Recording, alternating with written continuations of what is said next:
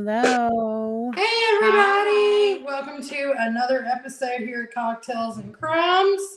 Don't mind me while I butcher this lime with the dullest knife in the world. My husband really needs to come home and sharpen some knives. Anyways, now that I have my meltdown for the day.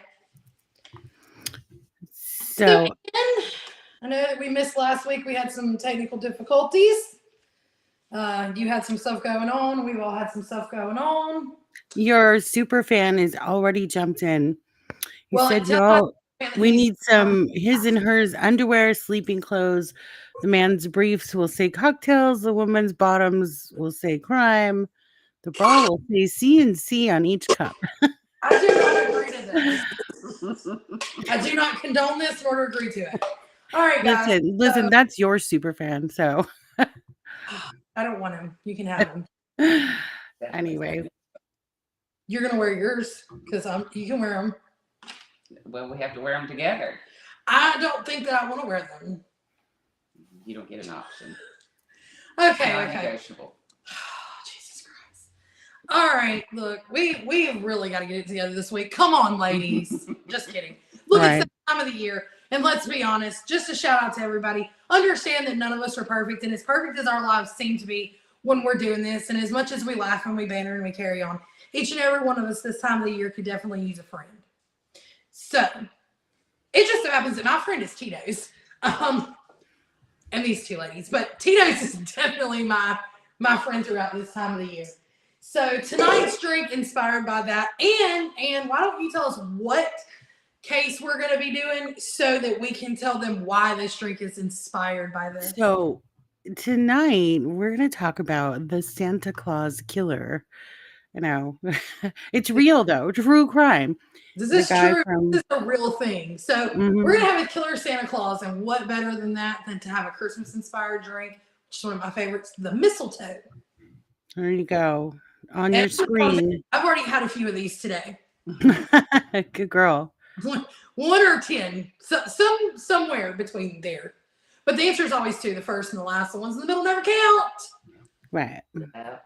So there it is on the screen. Of vodka of your choice.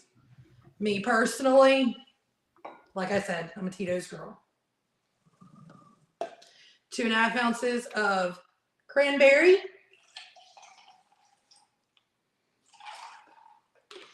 And a heavy splash of lime juice. I already have my mint leaf in here. I forgot to show y'all. Squeeze 1 fresh lime just for good measure. 1 fresh lime.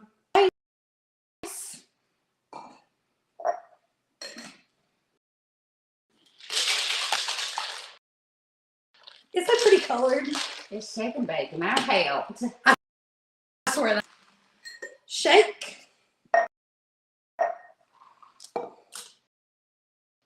Ice. And top with a lemon lime soda of your choice. Here we do Sprite.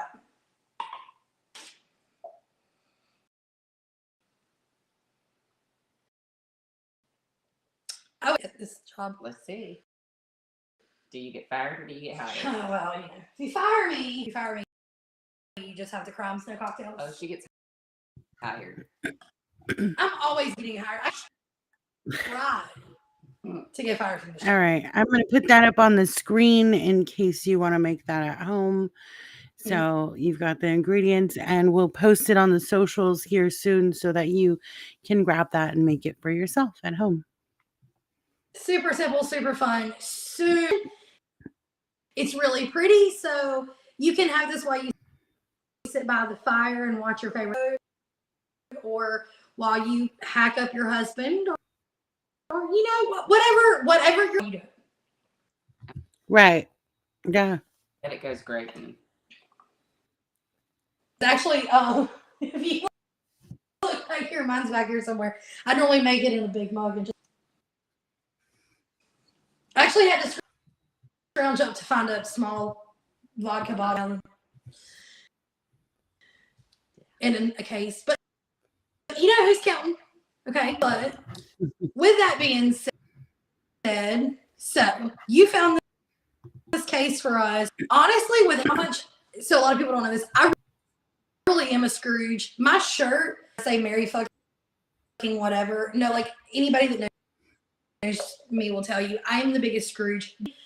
With the lights and the decorations and the fucking early Christmas tree hoopla, and I'm her Scrooge best friend. I hate the holidays. I want to until like February 1st. Yeah. Right. So you found this case for us, and I felt it was only appropriate considering I'm not this much of a Scrooge. This is right up Nikki's alley. Right. No, this is totally up Cocktails and Crimes alley. I thought it would be fun to do on here. And it's a story that comes out of Canada. So do you want to hop in or do you want to do a little bit of merch or what do you want to do? Let's go ahead and knock out the merch and let's get the sponsors out of the way, and then we're gonna heard of this case until you brought it to me. So I'm super excited for you to tell me about it. Now here is your first sponsor, which will be our friends over at Imperial Nutrition. I like to kickstart my day. If Elaine can tell you anything about me, it is that I travel with these things by the gallon every day, and everywhere I go, you will see that I have one in my hand. It's time for closing down the bar. However, Imperial Nutrition, please go see her. Happy to see you, and if you mention you heard it here, you may get a little bit of a treat. For her Christmas specials, she hasn't even released those on Facebook yet. They're a surprise when you go. Yes. And then after I have lived and survived on cafe here over at Old Tavern on George Street, or to us regulars, just Tavern. All the drink specials you could want. We're a late night place. And yours truly will be back on Sundays as your friendly run brunch. And then a late night, just so who doesn't want to party with me? Come on. Everybody does. So I'll see you here. All right. We got a comment here. So your super fan really wants to know if we're going to add his merch idea. You know what? Super fan has neglected me for 5 years. Oh, well. I've been neglected. Let me throw up a few things here. You want to sponsor the show or buy us a cocktail? All you have to do is send one of us a message on the socials and we'll hook you up. But if you just want to buy us a cocktail, there's your QR code for that. I love a cocktail. And let me tell you, I have plenty of stuff. So if you want to throw a cocktail show, I probably have the stuff back here to make it. I will custom make you a cocktail and we will customize you a cocktail and we'll name it after you. Yep. Every time you send in a cocktail, we'll name it after you. There you go. Now, of course, our merch line, we've got the hoodie, multiple designs. We show it all the time. The blankets, it's winter time, snuggle up. Your Cocktails and Crime blankie. And of course, your glass, serve a cocktail. Wouldn't that be cool? You need to get some of these I do need for your bar there. I need a whole set to go up here with all of my other stuff that I have going on. We definitely need to order that. Yes. And then, of course, last but not least, we have the Cocktails and Crime coffee mug, which good for this time of year. So, especially that's another thing I'm addicted to is a really good espresso. Once again, my meditation life, and my super fan has to make me lots of money so that I can buy them while. Yep. There you go. So I think we're ready to. Yes, I'm ready. Bring it on. All right. This story starts in Lindsay, Ontario, Canada. So we're talking about Bruce MacArthur. He was born in Canada. Let's see, where am I? In 1951. He was raised on a farm with his parents, his sisters, or his sister, and a few foster kids that his parents cared for. So all around, like really great, family. Like nothing appears to be off in his childhood. So, like, So, parents obviously weren't bad people. They got foster kids. I mean, that tells you right, a fairly decent family. right, yeah. During his school years, some people would remember Bruce as wanting to be the teacher's pet. He loved to sing and just kind of perform, and um, kind of would tattle on some of the bad kids just so he could be, to receive that praise from the teacher. Like, good boy, Bruce, you told on them, Oh, wow. Kind of an asshole. He just really wanted to be somebody that stood out, not like famous or anything, but like to the teacher, I just want to be the teacher's pet. Other than that, there was nothing really major in school. He went to high school, and in high school, he met his wife, Janice Campbell.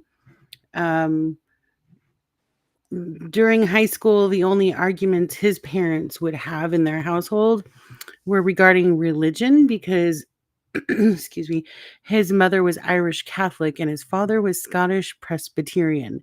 So you could see where that would have led to some issues there. Well, I mean, yeah, but also so I'm going to debate that argument just a little bit. Is my in-laws are completely normal. My mother-in-law is like Catholic or Episcopalian, and my father-in-law is Jewish. My dad was Baptist. My mom was Presbyterian. We were raised in both. Right. So, like, I kind of think that maybe I don't know. I feel like this guy. I mean, I'm just finding what's been reported regarding this, that there were like no major arguments, no major domestic issues, other than the parents did not see eye to eye on religious beliefs.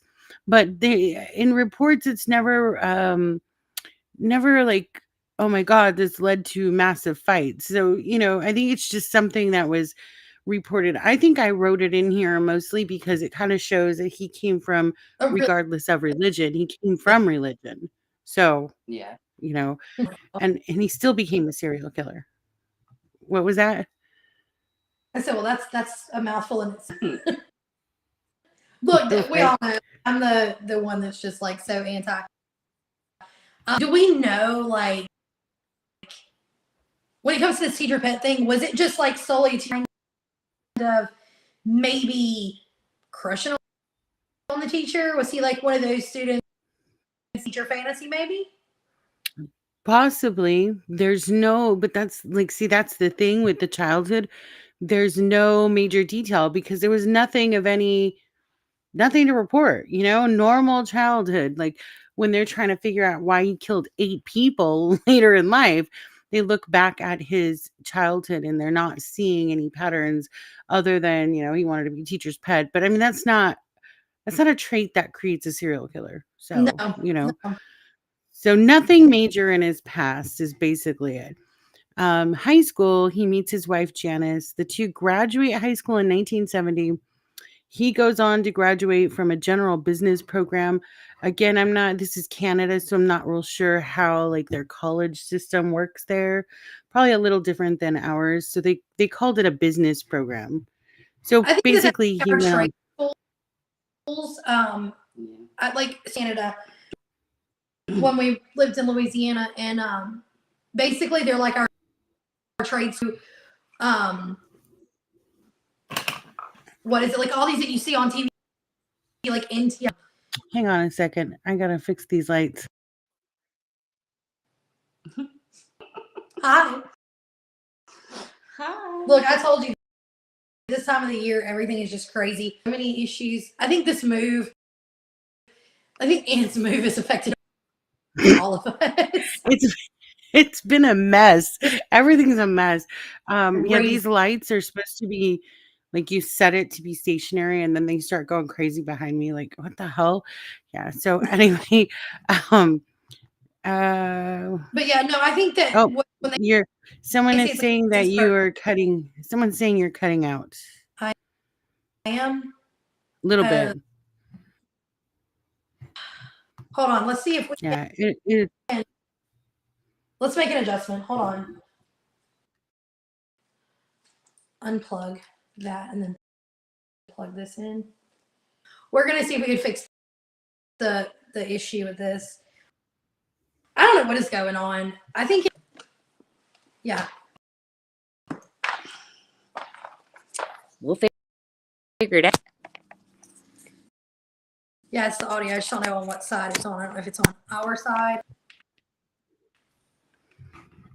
I don't know. I think we can just work through it. I think we'll be okay. Oh yeah, we're gonna work through it. We're gonna make this work. But guys, I promise you, like, okay, how's that? Is that better? Yep, that sounds better. Okay. Awesome. That's really weird. All right, let's move on. We got to get through 8 murders here. Santa Claus went on a rampage. So Oh my fucking you guys are asking for bicycles and Helping him. so basically, he started working, got married, right? He was 23, worked for this department store chain called Eaton's in Canada. He was a buyer's assistant. This was in downtown Toronto, not far from where the same sex establishments were being set up. Like, um, in the 70s, there wasn't a big space for LGBTQ, gays, whatever. So around this area where he's working in Toronto, they call it the Village. And it's predominantly gay men and maybe lesbians, but mostly we're talking about gay men in this case. So when I refer to the Village in Toronto, it's specific area of where bars that are gay or just kind of accepting of that kind of lifestyle. So he was working around that area, and a lot of people think that during that time he started to question his sexuality. Like, am I gay? Am I not gay? Like, I think a lot of people were in the 70s I because it think so. became very I open. think it became more of a thing. Because Right. we need to remember, so you had let's see, Rock Hudson 60s, and you had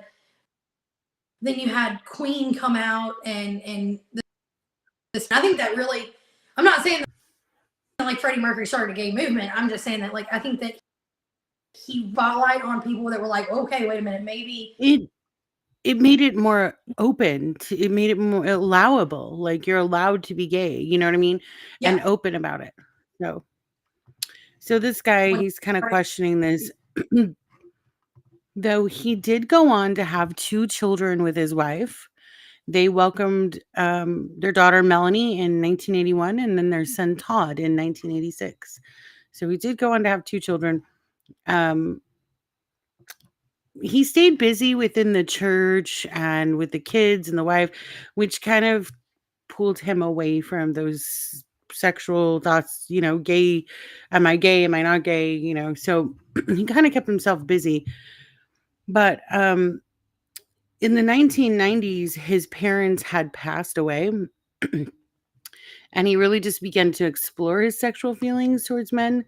And he finally came out to his wife. He's like, "Hey, I'm gay." And she was okay with it. They continued to live together. so I think a lot of this was, I think he probably, this is just my speculation too, all along, but due to the religious background with his family, he probably Yeah. and so after they were gone, he felt a little bit more comfortable. Probably him and his wife probably had a really great relationship that made him feel safe enough to come you out. and the kids. But I agree 100%. I think that's another question or thought I have on that though is maybe we're getting into like in the 70s when the gay movement in the 80s and all of that, and then it wasn't something that was talked about either. So with him exploring and wondering, because he was supposedly in this happy marriage, there's quite a possibility that he wasn't bisexual. But at that point, if you like the same sex at all, you were just listed as gay. It was over. So did he? Right. Did he kill strictly women, men? He killed only gay men. Only gay men. So yeah, we'll get into this. But yeah. All right, moving on. So they begin to have some financial issues because he had lost his job in 1993. Though of course they still live together, so they're struggling through this. But most of their financial issues came from their legal issues surrounding their son Todd. Now, I don't know that this has any factor in Bruce is becoming the Santa Claus killer or whatever, but it was a very interesting fact. I thought that's really weird. What's going on in that household? His son was arrested and put in prison for 14 months. I think he was like maybe 18 at the time, maybe 16. He was making obscene phone calls to random women and threatening them. They caught him and they put him in jail. And of course, Bruce and his wife are trying to defend their son, lawyers, mortgaging their house, whatnot. So I see you have wheels grinding, Nikki. Go ahead. Well, I'm just thinking, like, okay, so thinking about the fact that obviously we know Dad goes on some kind of year. The son is exhibiting these tendencies, women. That goes back to the one thing that's always been a question in the psychology community: is this shit really? Is it a genetic thing? Like, is being a sociopath, is that a genetic thing? And it makes me wonder if the nation had he not been caught and done the same thing that Dad did. Okay, but here's I'm on a totally opposite end of the spectrum. Well, yeah, you have like a totally different. Right. No, I do think you're right, Nikki. I get what Elaine's saying because it's men versus women, and but they're both deviant acts. Yeah. It's both the act of deviance. So there's clearly something wrong, I believe, genetically. But I'm wondering if he said. Oh, you cut out. Can you repeat that? I said I'm wondering if the father actually did it and the father took responsibility. Since supposedly the straight-laced person all these years. And it's like issues with Daddy coming out as gay men being a target. Not going to discredit, because like I said, we've not gotten into the actual all the crime spree and everything. Mindset goes to the two different sides, like Elaine just said.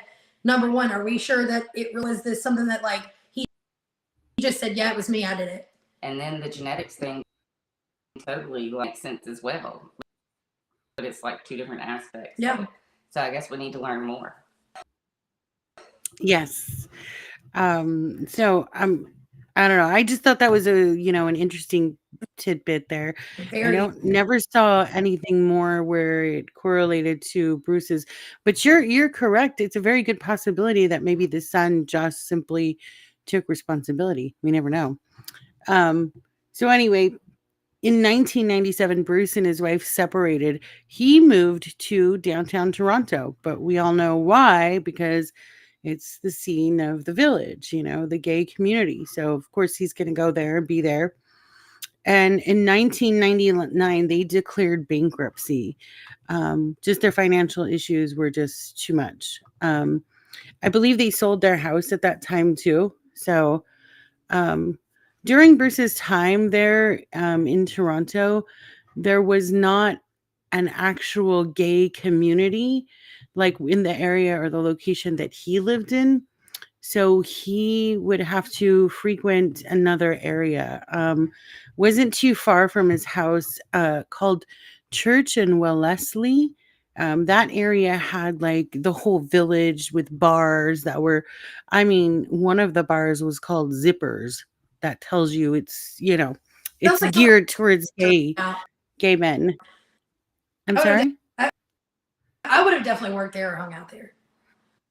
Yeah, I totally would have worked there too. uh, um, anyway, um, so he's going in and out of this area. He's frequenting the bars. He's kind of just exploring his sexuality. Um, he gets involved with somebody, another man that he met in a bar, and he goes on to have an actual 4-year relationship. No reports on this relationship. Everyone said it was just quiet. They were A in normal love, they were together. relationship. Okay. I mean, Wait, you were cutting out. Say it again. like, so just like a normal, quiet, we're not fist fighting in the street and all that. Just a normal Mm-mm. relationship. Yep, a gay relationship. So which would have been his first. So after 4 years, they break up. I mean, when you go through a breakup, we all know how that goes. It's just hard. So he goes to a psychiatrist. Not necessarily that he needed one, but maybe perhaps he just wanted some therapy. The therapist or psychiatrist prescribes him Prozac. Now, this is where things start to really just change, like almost overnight. But I don't know if you ladies know a little bit about Prozac. I don't know if you've ever heard some of the mood changes and behavioral Yeah. issues that are occurring. Yeah. Sometimes it can cause violence in some people, irrational behavior.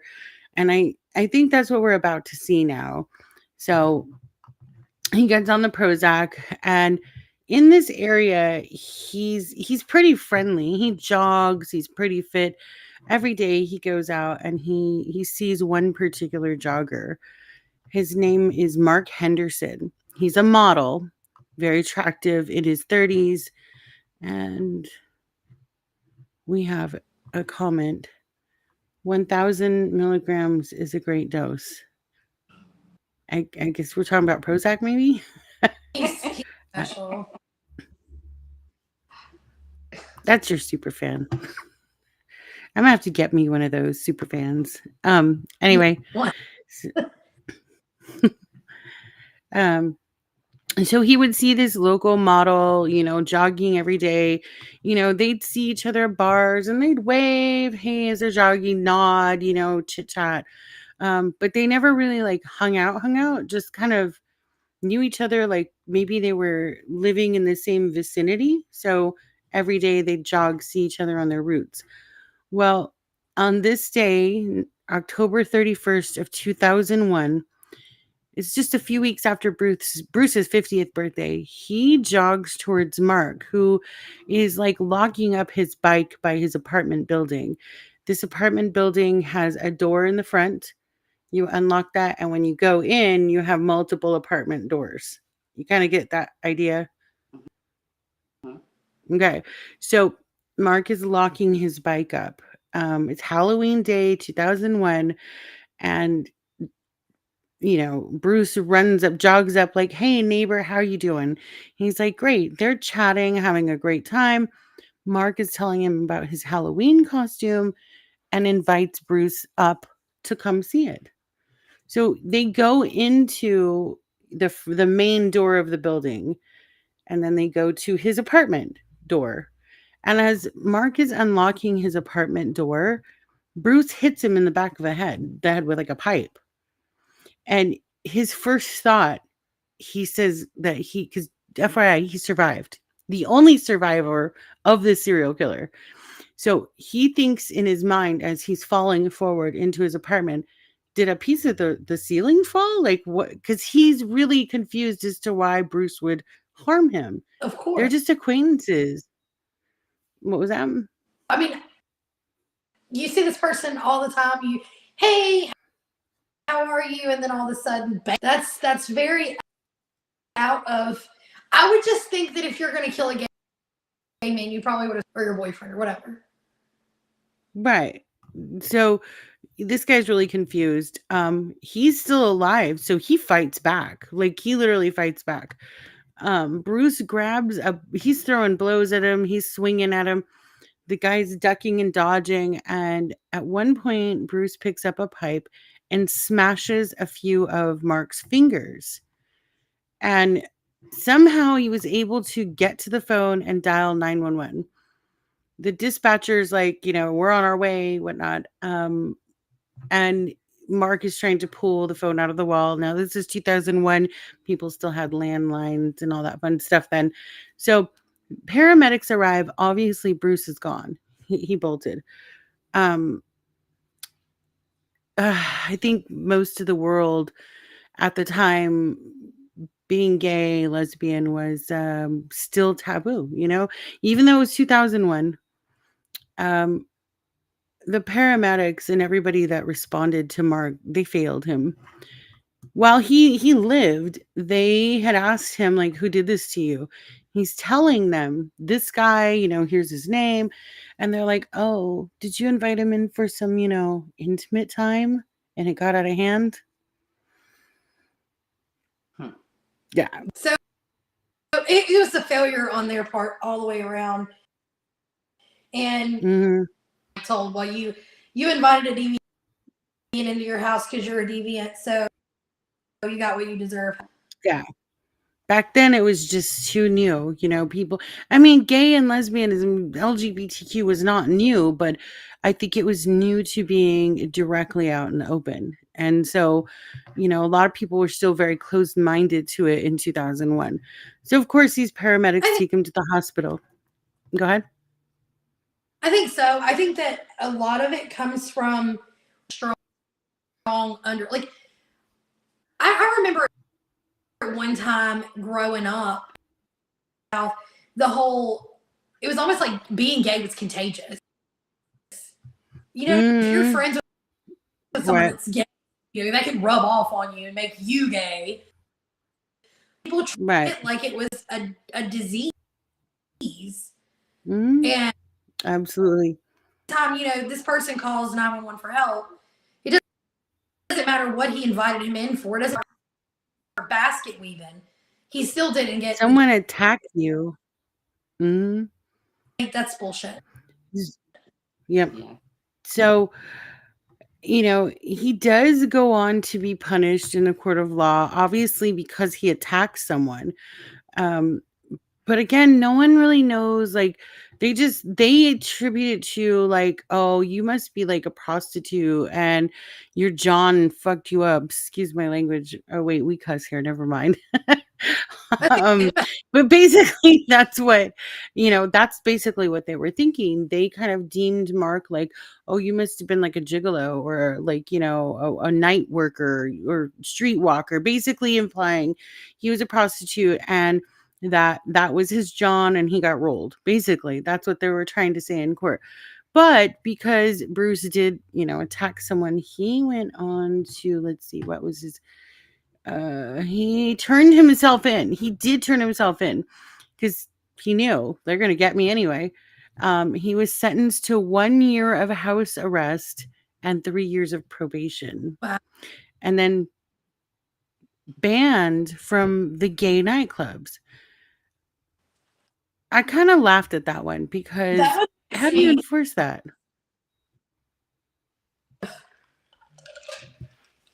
You cut out. Can you say that again? That one makes me gonna lie. I'm trying to wrap my head around only 1 year house probation. Right. But also, really like, oh, you're banned. You're banned from the nightclubs, the gay scene. You can't go there. How are you going to do that?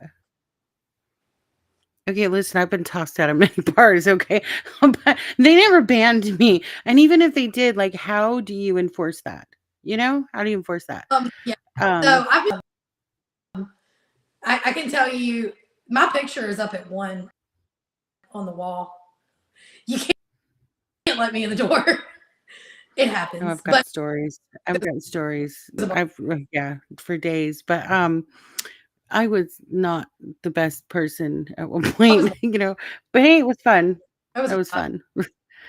My thing is, you're telling this guy, like, who bars collectively come together, or was this like a court thing where they were like, you can't, I mean, you're now on this list and you can't go to gay bars, yada, yada, yada, or was this the bars? Actually, Actually, it was just the judge. He just put it in a court document that, like, I forbid you to go to the gay scene or whatever.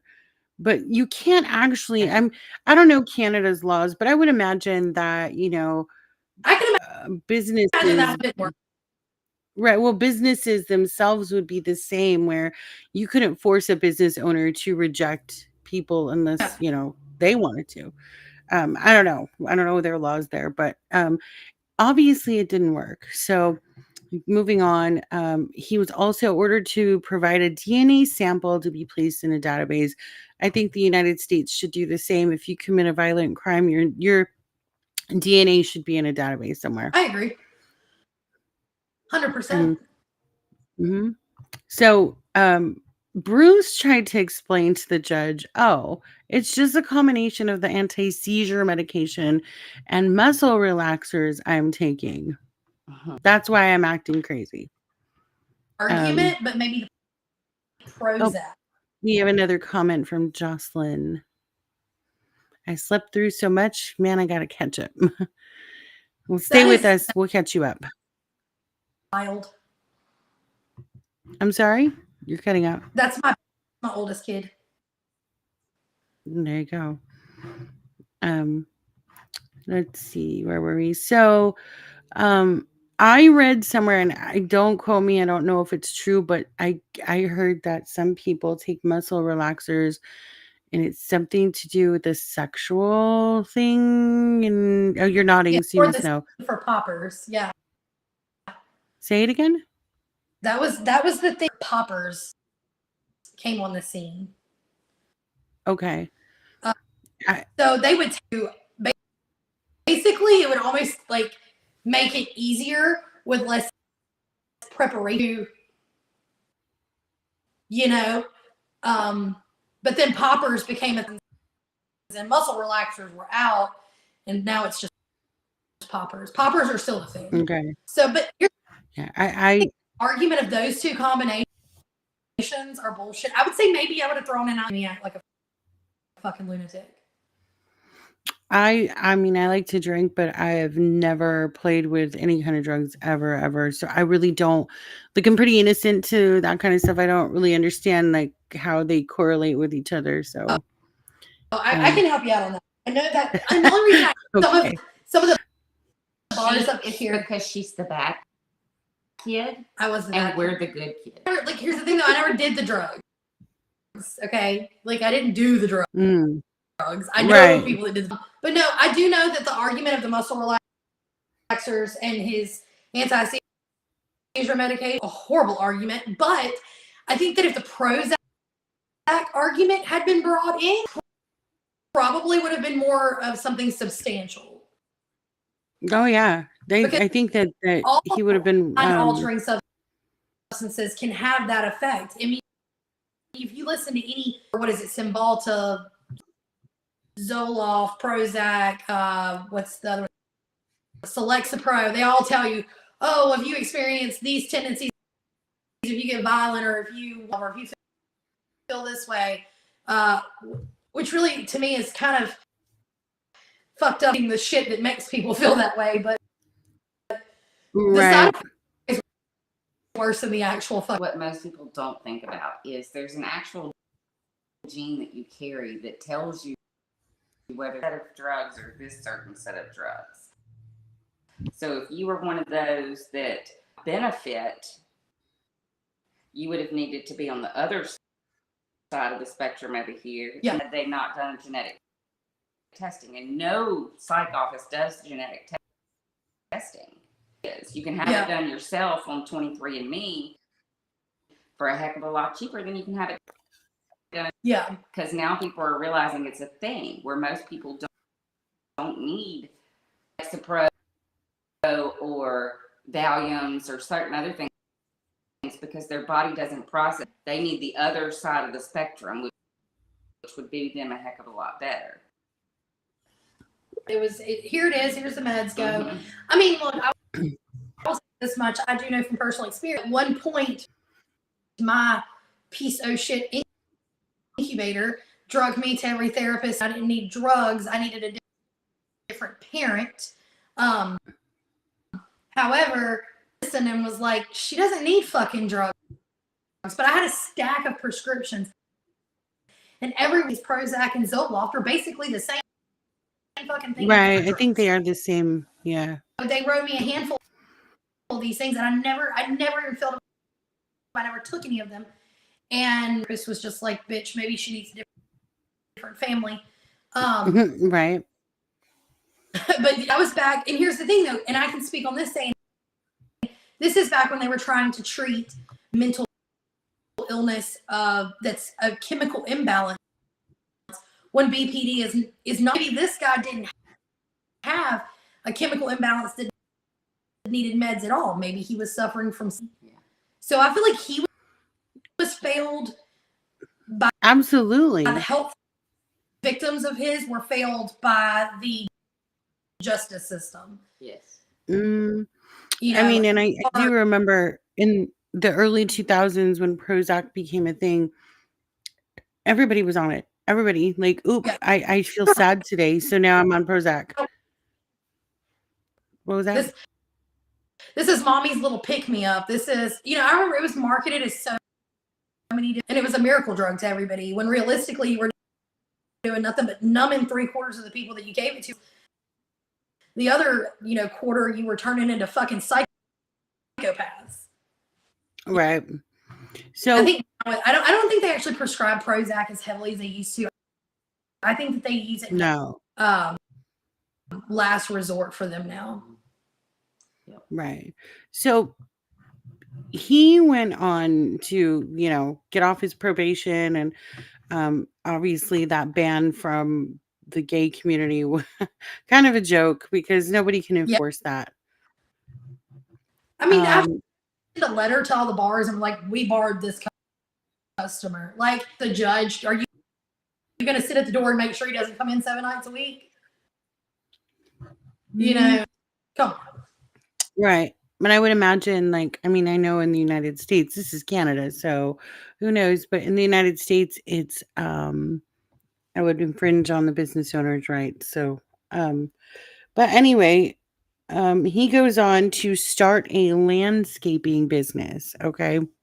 Starts his landscaping business, and he often does like seasonal jobs, like as Santa Claus. So he had a white hair and white beard, and I am gonna find a picture of him. There you go. So he had white hair and a white beard, so he was easy. It was easy for him to play Santa Claus. So he looked the part, you know. Like everybody's, but he looks like everybody's pawpaw when he's not dressed up as Santa. He looks like everybody's pawpaw. But in the grand scheme of things, I didn't like Santa when I was a kid, so now. Right. So, you know, he looked like a normal, you know, normal old man. So I mean, he's doing these, you know, Santa Claus gigs. For his landscaping company, he hired assistants. You know, like he's mowing lawns, doing people's landscaping or building things in their yards. He's got to have people working with him to do that. He's only one person. So primarily he hires young immigrant men, mostly vulnerable people, vulnerable men. Yes. Yes, they were gay. Of course. So, so a lot of his clients would be like, "Hey, Bruce, where's so-and-so? He hasn't been here. Oh, he left." You would see constant flow of new people working for him.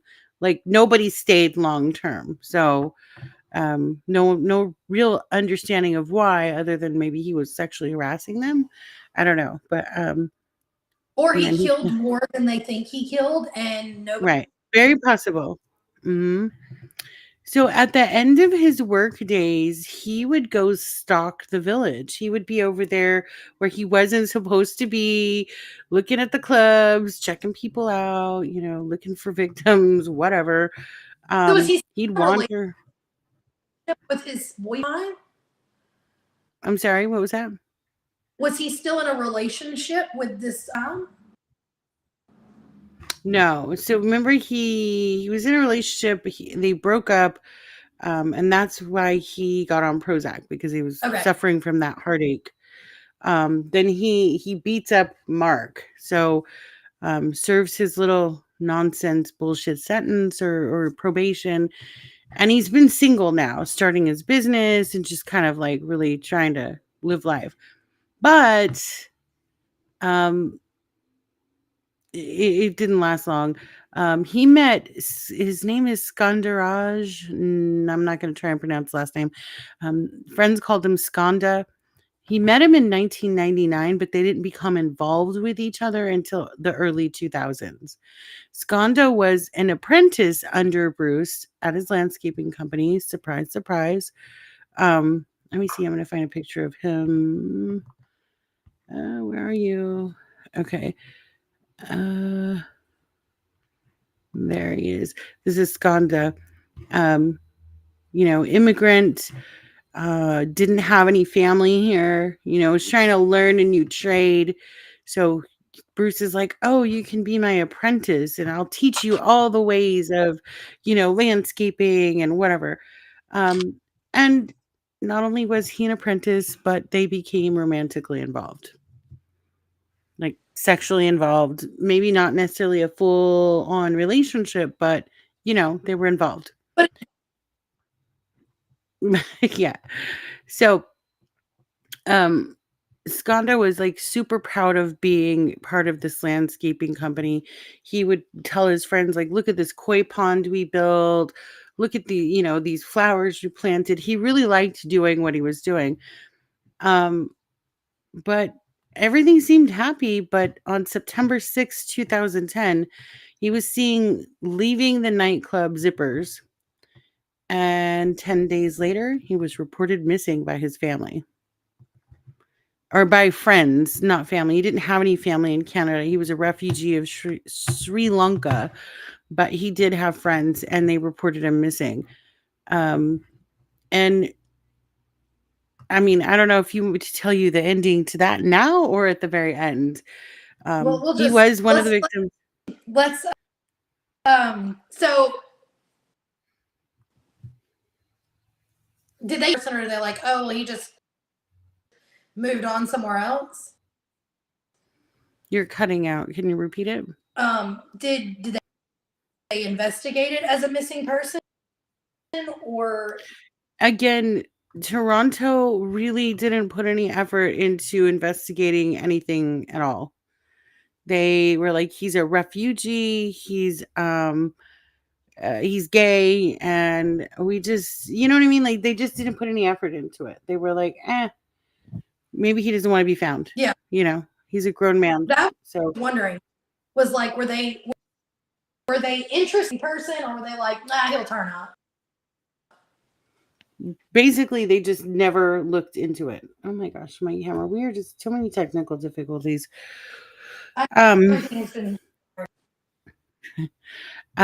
So really no effort put in until later on, when we start seeing more occurrences of these types of men missing. So go on to the next victim. The next victim, Abdul Basir, was a 42-year-old married man with 2 daughters. Okay. He lived truly a secret life. Okay. Let me find his picture. Where are you at? There he is. So he literally had 2 kids, a wife. He was often seen visiting the village and socializing with other gay men.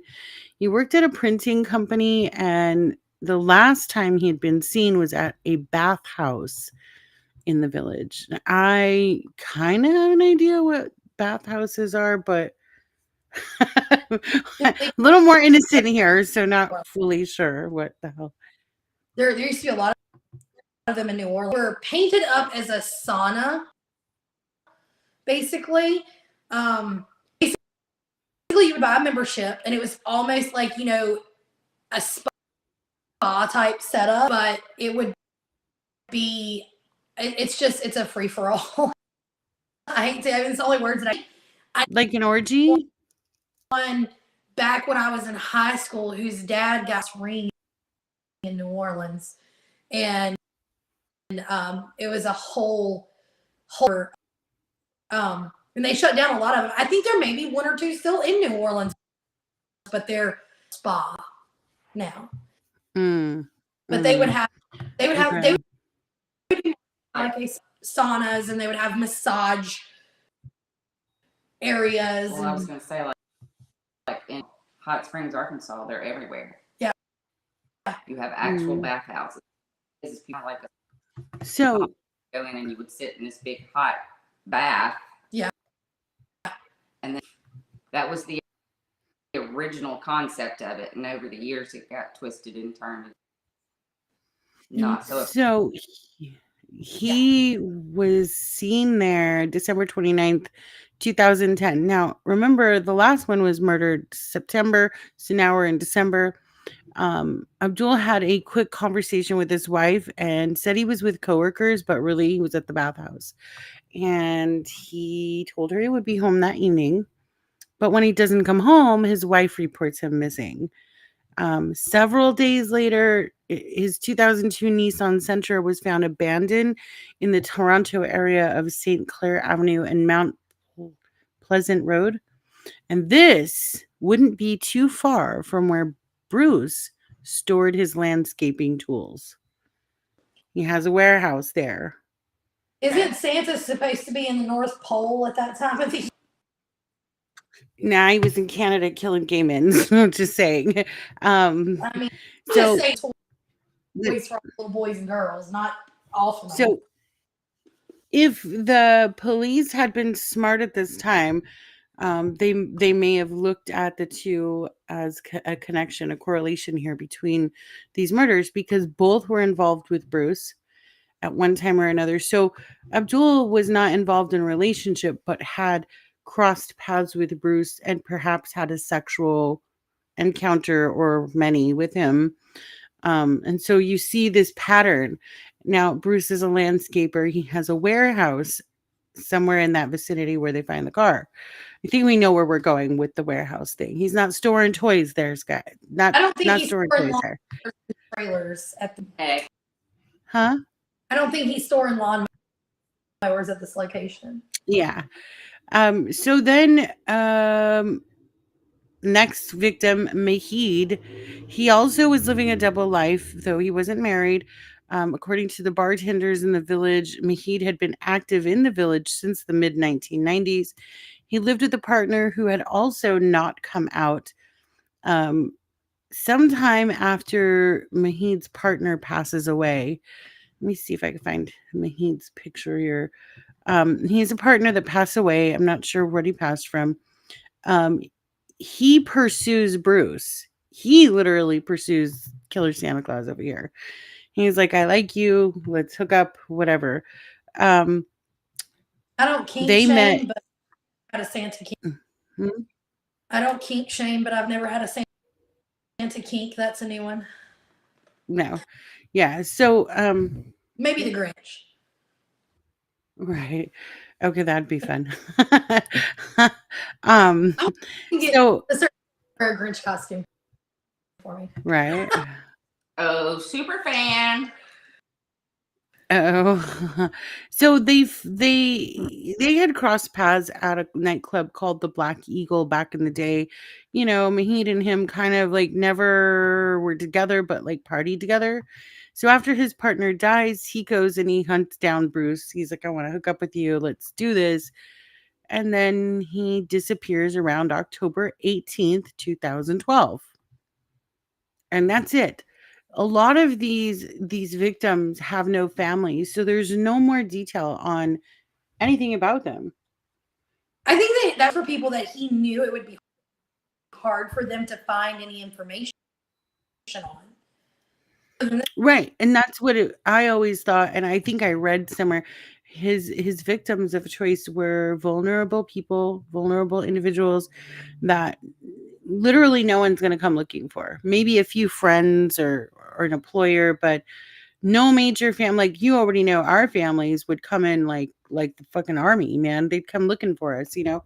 But I would be like, you can have. Excuse me. Well, so my Built family would be like beaten down crazy, but my actual blood family would be like, I don't know her. Yeah, they wouldn't even know I was. So I'm an orphan at like, it's fine. Orphan kid, I get coal in my stocking every year. Oh God. So then we have, and again, I'm going through these pretty quickly because there is not a lot of detail on these men.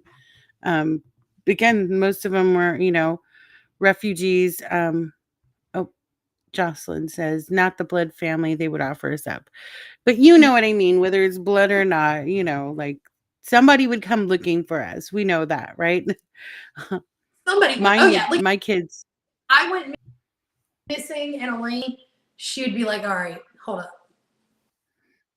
Right. Where's the spin? Oh, I'd be on a plane in a heartbeat. Like, Yeah. we're finding her. Oh yeah. Like if we don't hear from Anne and she doesn't pop up, we're going. We're coming. Right. Real quick, fast, and in a hurry. Yeah. So these Right. people just did a network of people that they could expect to look for them. With the So that's why there's just not a lot of information here. So let's move on to the next one. His name was Sarush Mahmoodi.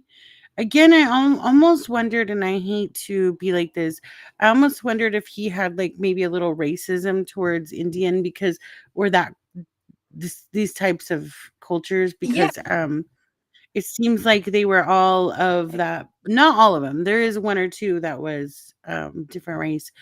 But I think these guys were the most vulnerable. What was the race? Sorry, what was of the guy ended up in a relationship with? I believe he was white. Maybe he was. And the Mark Hansen, rejected. Remember the model he attacked in the beginning? Yeah. He was also white. So I'm not sure. He hated white guys, and now he's been rejected maybe by I don't know. Like, what made this person tick to want to go after this particular person? Because it's a very, I just think pattern. I feel like it was opportunity with these vulnerable men, refugees from another country with no one to stand in their corner, no one come looking for them. So I think it was just crime of opportunity with them, possibly. But so this one, Sarush, he was 50, a refugee from Iran. He also is married with children. And I believe a lot of these men were married because it's arranged marriages, a lot of those places. So they weren't happy with it, but they did what they were told. Refugee because they escaped. Huh? It was and I think a lot of that is, especially in the time, the cultural aspect. Yeah, these guys were all living on the down low because it was a cultural. Yeah. So he was reported missing by his wife in August of 2015. She told the court that he later on during sentencing that he was her soulmate. They said that the couple went to bed and somewhere in the middle of the night he left.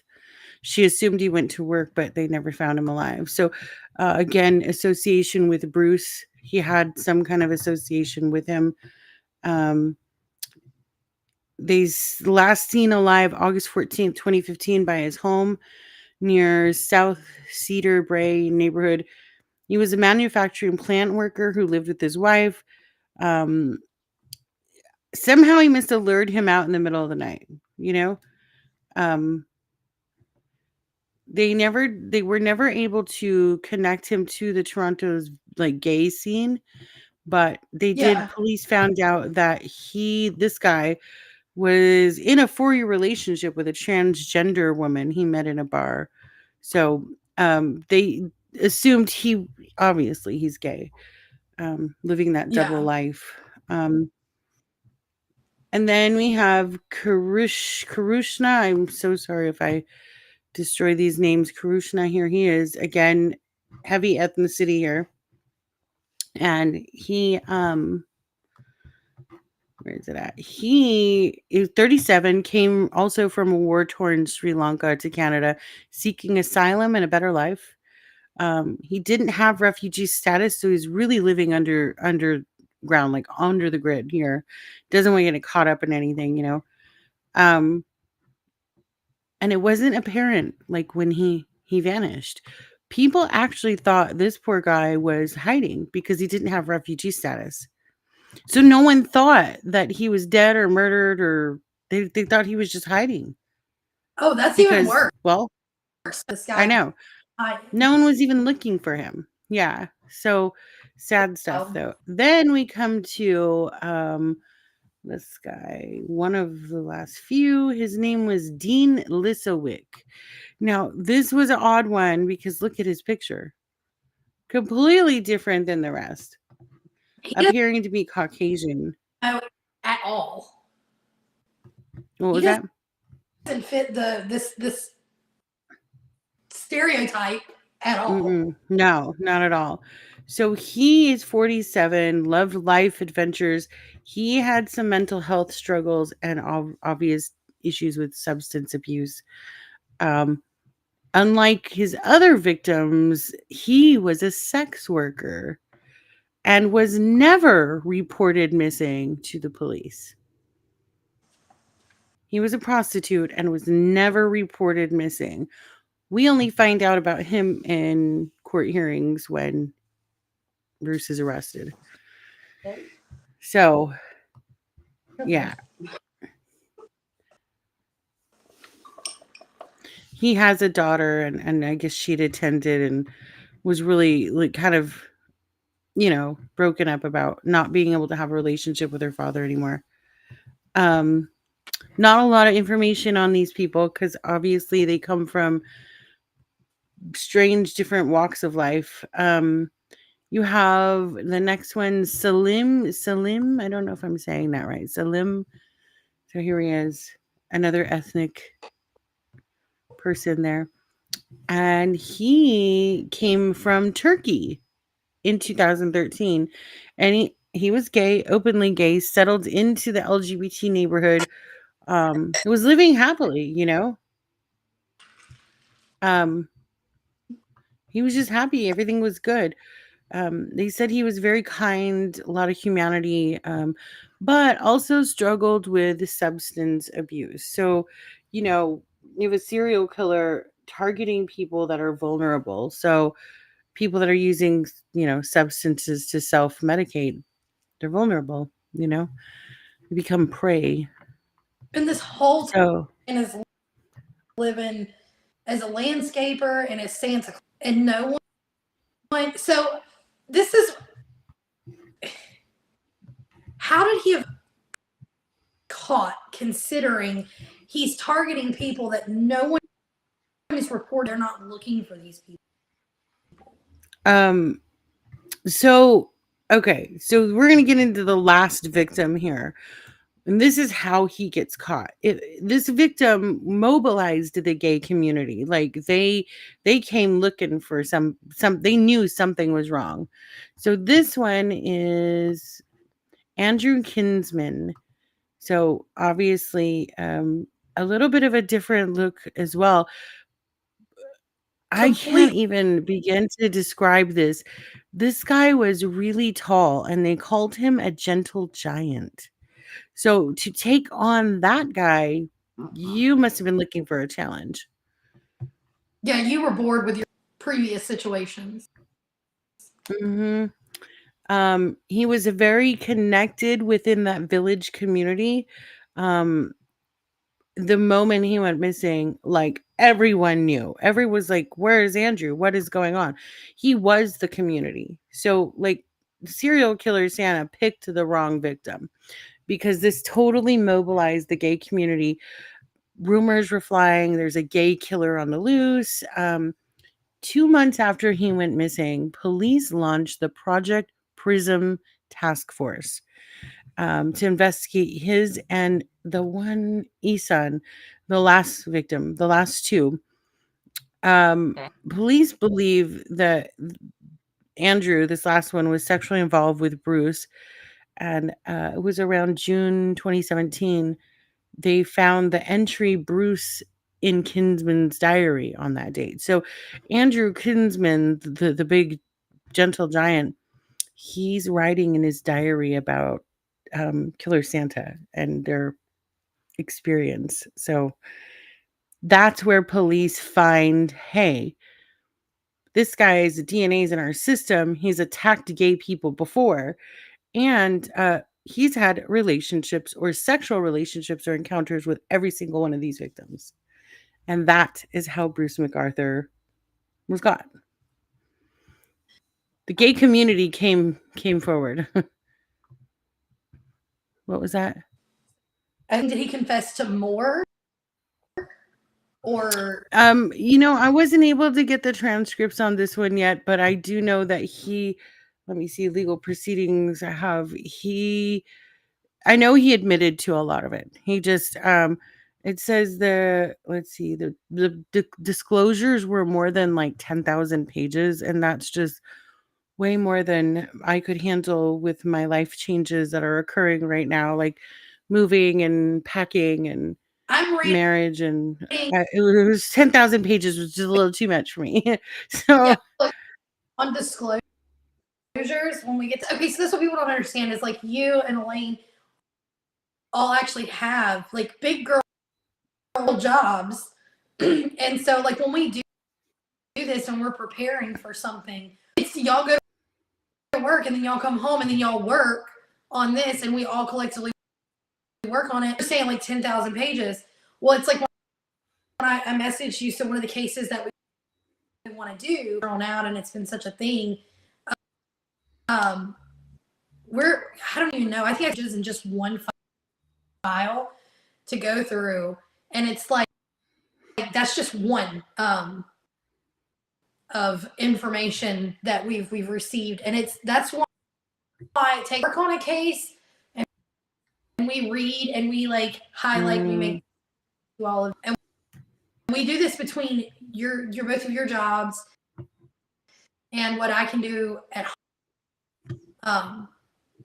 So like when we bring these, I don't think people understand years that goes into this. And not only that, there was another curveball on this one too, and that is, I know the law in the United States with a legal background. Obviously, you guys know that, but I don't know the laws in Canada. So when I'm reading the Canadian disclosures, I'm like, what? I don't like. It was reading like Japanese or German. I don't understand. Like, so I had to Google so many words, and then I just got really pissed off and said, never mind. So basically, he went to prison. We'll put it that way. I've done that because Elaine's head for like when we go into certain cases and I'm like, all right, I have all of the medical examiner side and the pathology, all of this, and you can tell me, is this even plausible? Because if it is plausible, I need you to, and I come to you and I'm like, all right, look, this doesn't make a fuck. And so like when we do this and we sit down and like going over, this is the thing I ever looked into, which is really crazy because I knew nothing. We needed something a little different for this week, with it being the holiday. And so I can tell you he did go to prison. He's serving a life imprisonment with no parole, eligibility for at least 25 years. So like he's a no parole eligibility. So he can't come up for parole for 25 years at least. And dude's not young. So I mean, he's going to serve his life there. Yes. How old was he when he was sentenced and went to prison? Oh my God. Let's see. Let me go back and see, when was he born? Oh my goodness, I don't remember.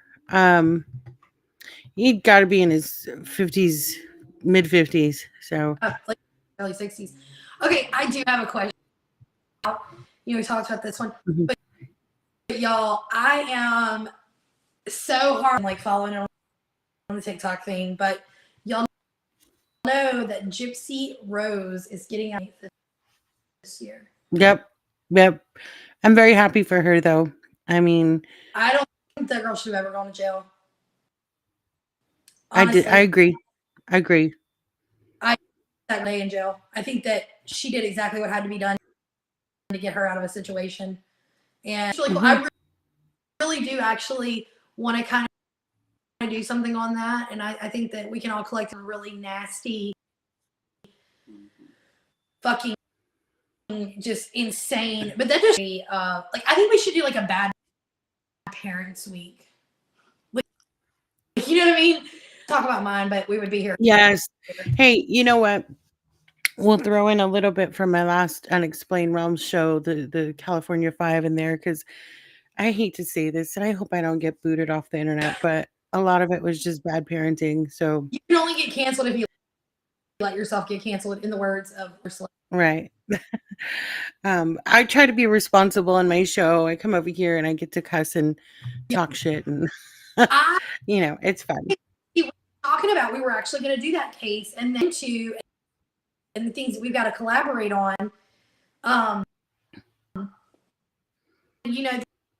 This, we all know this. We don't ever want to point fingers at a parent who may be suffering and struggling. But in some situations, you just have to like point where the fucking shoe fits, lace that bitch up and wear it. And the whole like case, and we're bad parents week.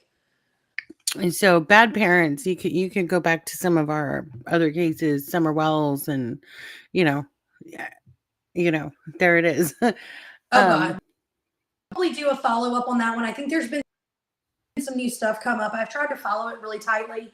I know that there's some things that have come up in that one, so we'll probably drop a third part at the end of the kind of drawing that one back in, because that's one that deserves to stay in the spotlight because of all of those things. But no, I think this week was just kind of when it's been a little taxing all of us, just because it has the best of holidays.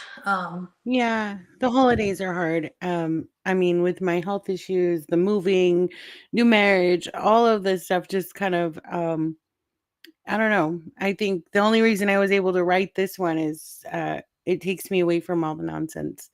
So, I know I have to. And next week, guys, y'all will fly solo without me. Oh, okay. My baby birds will be flying, which I'm excited. I can't wait. I'm gonna catch it while I'm gone. I'll pop in and comment. Yeah. Elaine and I are gonna have to work at something. We'll have to find one. Yeah, a good one. I think How about a New Year's Eve murder? A New Year's Eve murder. That might be fun. Be a good one. Or Christmas, like Christmas. I think there was one I found. I'll have to find it by someone, and I think it was a Christmas Eve one. I think it was the Christmas Eve. We'll have to find that one. Oh yeah, I've heard that. Yeah, it was, that one was sent to us. We've had a couple other ones that have been sent, but I think this time of the year, like, we got to focus on bad Santas, and Santa kick us off. We need murderous elves. Okay, we need to get back to how he was. Sorry, we got off on tangents. She's to what? How he was what? Captured. I don't have a lot of information on that. I just know they correlated together how that it was a task force, and they eventually just found him based on his DNA being in the system already. Remember how in the beginning when he attacked the model, they forced him to put DNA? Well, they were able to link him everything all up together. So yeah, let's see. They did a lot of pathology exams, extensive coroner reports, and they were able to determine it was him. So, well, at least and there will be some form if it came way too late for everyone, but at least there is justice. Mm-hmm. And it's really crazy that happened at the time that it did, because serial killers don't exist here like they did. It was in the 2000s, mid 2000s. That's really wild. A lot of people at the time were very angry with Toronto police. They a lot of accusations of indifference.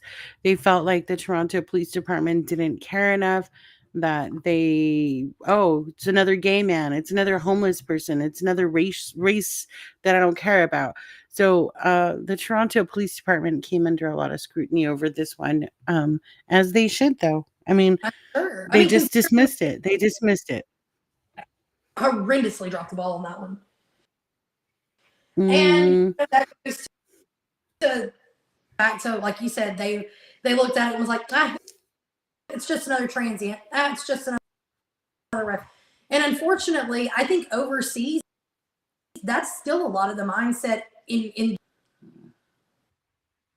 even over in Canada and other places. I said. So I think it's really cases from different areas like that. Yeah. Over at Unexplained Realms, I just kind of flow wherever. Right. So we probably need to get off of here. We're well over the hour mark. Yes. I just want to say quickly, and I don't know if I've shared it with you ladies, but I am guest appearing tomorrow on Subconscious Realms. So catch me over there. They want to interview me and chat about my show, Unexplained Realms. So yeah, kind of That's cool. gonna be they have to come check you out at Unexplained Realms. It's awesome. I love listening to them. There's like a sultriness to your voice. Yes, it's mysterious. And I think if people from Unexplained ever came over here, they would probably be like, "There's." We're actually talking about doing a collab between the two and merging. We need to For one live, just one time, because nobody knows. Nobody knows over there what Anne looks like. They don't know anything. They just, I think it would be really fun. Yeah, I get a lot of fan mail asking me, like, your voice is like a phone sex operator. What do you look like? So, a lot of my listeners don't actually know what I look like. So, even though I've literally said a million times, catch me over at Cocktails and Crimes, I guess a lot of them haven't really put two and two together. I don't think so, which is really funny to me. But we're definitely going to have to surprise and be like, here you are. Yay. So, yeah. All right. Well, for now, let's let these fans go. And I hope everyone has a Merry Christmas. I think from all of us. Yeah. Everyone has a wonderful new year. And your cocktails, we have definitely enjoyed ours tonight. And we will next week. And I will be back after New Year's. We're gonna amp up. We've got a lot of really awesome cases. We're gonna join us from Florida. I might be. Yeah, you should at least pop in for a second. Yeah, I think you can make that work. Hey, our super fan can even come on then. Oh my God, yes. Oh, there you go. I am telling you right now, that super fan is he's me. I haven't seen him in weeks, and he doesn't love me anymore. Listen to this. He doesn't love me anymore. He called me dramatic. Because you are. I am not. Hey, look, you want to know something that's really fun? You see all this, but to tell them what our actual hobby is when we leave and get done. So hold on, wait. Let me preface it with this. I have been to the death of my mom.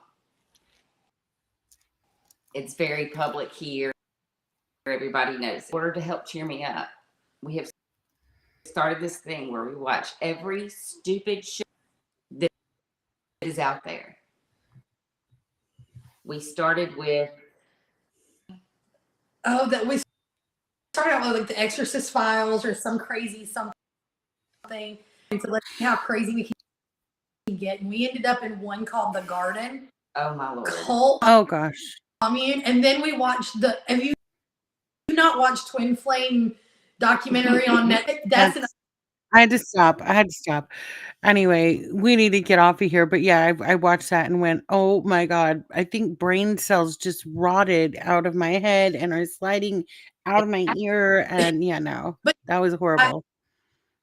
I think that we found the topping on all of that. We have been sucked by big fat American gypsy wedding. Oh my God. I am addicted to the gypsies, the ones that are here in the United States, those stupid shows. They're like, I hate to say it. God, I'm so sorry. They remind me of like trailer trash, you know? They Like, I think they are. do live in trailers. They live in trailers. But I can't stop watching it. right? I'm halfway to a gypsy. I can't stop watching it. You could have an Yeah, no. entire house for what you spent on that one. For the record, I know that because I wanted Sandra Telly to make my wedding dress, and I know what her prices are. And I was like, yeah. But listen, I have lost an entire 12 hours to those shows. I mean, like, my husband's like, nope, I'm unplugging the TV now.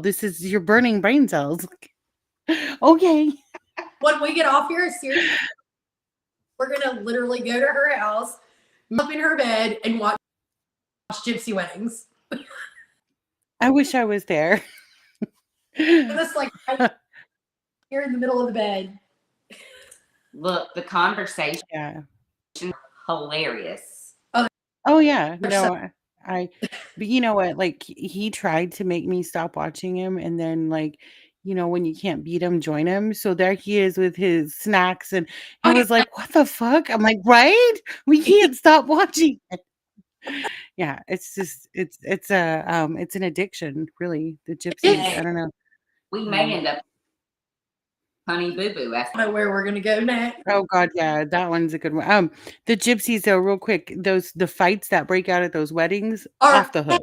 Off the hook. Why the world's largest fucking show, and they're all in like their fucking worst like base. Right. All right. Let's wrap this up, you guys. Okay, so for fans and listeners, watchers, Merry Christmas. Or as Nikki Sweatshirt says, what does it say? Cocktails and crimes. We love you guys. Thank you so much. We'll see you next week. Bye, guys.